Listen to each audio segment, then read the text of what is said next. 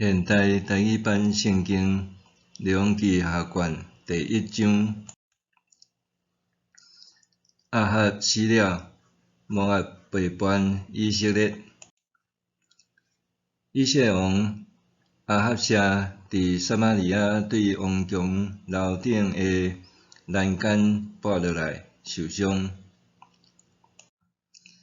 就找使者对因讲：恁去问以吉伦的神明巴力西卜，我即个伤会好袂？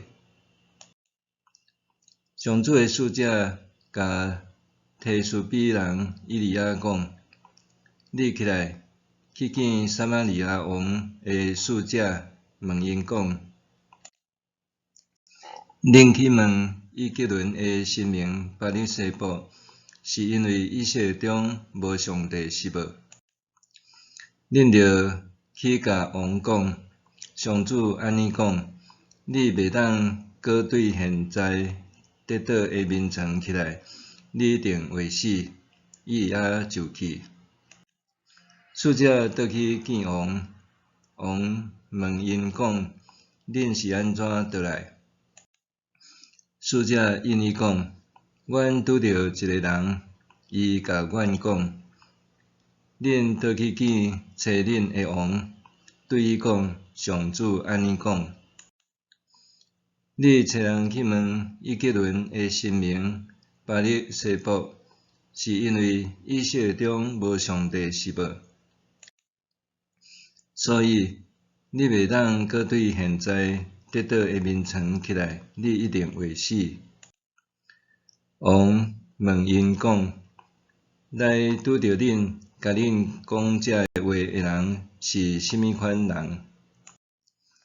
因应讲：伊穿有门的衫，腰下披带。王讲：伊一定是提斯比人以利亚。王就派一个管50人的军官，带遐个部下去以利亚遐。伊爬上山，看到以利亚坐伫山顶。以利亚应军官讲：我若是上帝重用的人，愿天降火，烧你甲你迄50个人，就火对天落来，烧灭伊甲迄50人。王搁派一个管50人的军官，带遐个部下去以利亚遐。军官甲以利亚讲：上帝重用的人，王命令你赶紧落来。以利亚应讲：我若是上帝重用的人，愿天降火，烧你甲你迄50个人。就有真大的火对天落来，烧灭伊甲迄50人。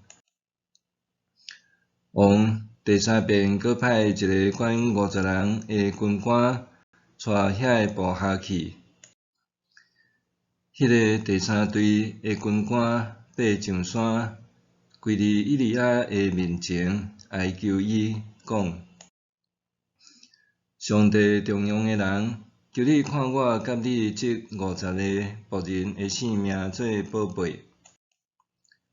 已经有火对天降落，烧灭以前2个军官甲迄100人。但求你看我的性命做宝贝。上主的使者对以利亚讲：你甲伊落去，毋免惊伊。以利亚就起来，甲伊落去见王。